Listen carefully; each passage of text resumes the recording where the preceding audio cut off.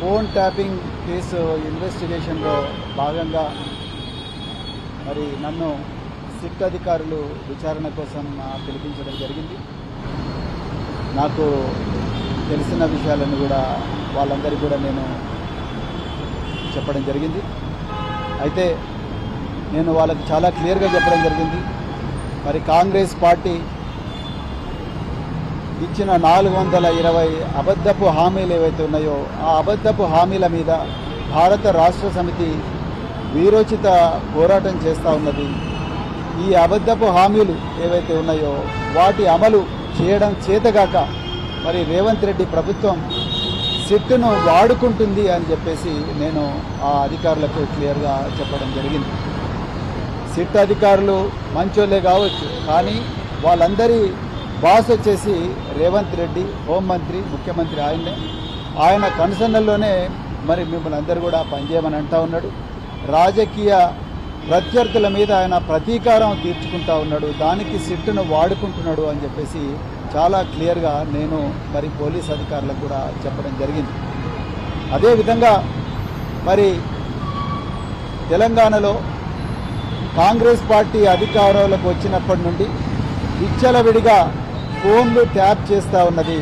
చివరికి వాళ్ళ క్యాబినెట్ మంత్రుల ఫోన్లు హ్యాక్ చేస్తూ ఉన్నాడు రేవంత్ రెడ్డి అని కూడా సిట్ అధికారులకు నేను రాతపూర్వకంగా ముఖ్యమంత్రి రేవంత్ రెడ్డి గారి మీద కంప్లైంట్ కూడా సిట్ అధికారులకు ఇవ్వడం జరిగింది. నేను సౌత్ ఫస్ట్ పోస్టులో వచ్చినట్టుగా నేను ఆ ఎవిడెన్స్తో సహా సిట్ అధికారులకు ఈ కంప్లైంట్ ఇవ్వడం జరిగింది. రేవంత్ రెడ్డి గారు ఫోన్లు ట్యాపే కాదు, మరి డార్క్ వెబ్లో అత్యంత ఆధునిక అత్యంత ఖరీదైన సాఫ్ట్వేర్ టూల్స్ వాడుతూ తన ఓన్ మంత్రుల మొబైల్ ఫోన్లను హ్యాక్ చేస్తూ ఉన్నారు. ప్రతిపక్ష నాయకుల మొబైల్ ఫోన్లు కూడా హ్యాక్ చేస్తూ ఉన్నారు. మిగతా బిజినెస్ మెన్ల మొబైల్ ఫోన్లు కూడా హ్యాక్ చేస్తూ ఉన్నారు అనేది పూర్తిగా సౌత్ ఫస్ట్ పత్రిక రాసింది. దీని మీద కూడా పూర్తిగా ఎంక్వైరీ చేయాలి. ఆ మంత్రులను మీరు సిట్ ఆఫీస్కు పిలిపించాలి. వాళ్ళ ఫోన్లు కూడా మీరు ఎగ్జామిన్ చేయాలి. వాళ్ళ ఫోన్ల మీద కూడా ఫోరెన్సిక్ ఎగ్జామినేషన్ చేయాలి.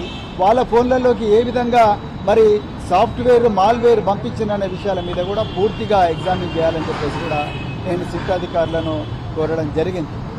అదేవిధంగా మరి భారత రాష్ట్ర సమితి మళ్ళొక్కసారి మేము చెప్తున్నాం, భారత రాష్ట్ర సమితికి ఎప్పుడు కూడా ఈ ఫోన్ ట్యాపింగ్తో సంబంధం లేదు. కేసీఆర్ గారు ప్రజలను నమ్ముకొనే మరి ప్రజల గొంతుకై తెలంగాణ తీసుకొచ్చిండ్రు. ఆ 10 సంవత్సరాలు తెలంగాణ ప్రజల ప్రయోజనాలు దృష్టిలో పెట్టుకునే పరిపాలన చేసినట్టు తప్ప పోలీసుల మీద ఆధారపడి ఎక్కడ కూడా మరి పరిపాలన చేయలేదన్న విషయం స్పష్టంగా నేను సిట్ అధికారులకు చెప్పిన. ఒకవేళ ఎవరైనా అధికారులు తప్పు చేసి ఉంటే వాళ్ళ మీద యాక్షన్ తీసుకోండి అని నేను కూడా కోరిన. కానీ దీన్ని రాజకీయాలకు ముడిపెట్టకండి. రేవంత్ రెడ్డి ఆడుతున్న రాజకీయ చదరంగంలో సిట్ అనేది ఒక పావుగా మారకూడదని చెప్పేసి కూడా నేను క్లియర్గా రిక్వెస్ట్ చేసిన. అదేవిధంగా మళ్ళొకసారి చెప్తున్నా, రేవంత్ రెడ్డి విచ్చలవిడిగా డార్క్ వెబ్లో అత్యంత అధునాతనమైన టూల్స్ కొన్ని తీసుకొని వాటిని వాడి తన ఓన్ మంత్రుల ఫోన్లు ట్యాప్ చేస్తూ ఉన్నారు. దాని మీద పూర్తి స్థాయిలో ఎంక్వైరీ జరగాలని కూడా ఈరోజు నేను సిట్ అధికారులను కోరడం జరిగింది. మరి వెంటనే ఈ కంప్లైంట్ ఒకటి కమిషనర్ ఆఫ్ పోలీస్ కూడా మేము తప్పకుండా ఇస్తాం. దీని మీద పూర్తి స్థాయి విచారణ జరిగేదాకా కూడా మేము ప్రభుత్వం మీద పోరాడుతూనే ఉంటామని చెప్తూ మరొకసారి సహకరించిన మీడియా మిత్రులందరూ కూడా హృదయపూర్వక ధన్యవాదాలు చెప్తూ జై తెలంగాణ, జై కేసీఆర్.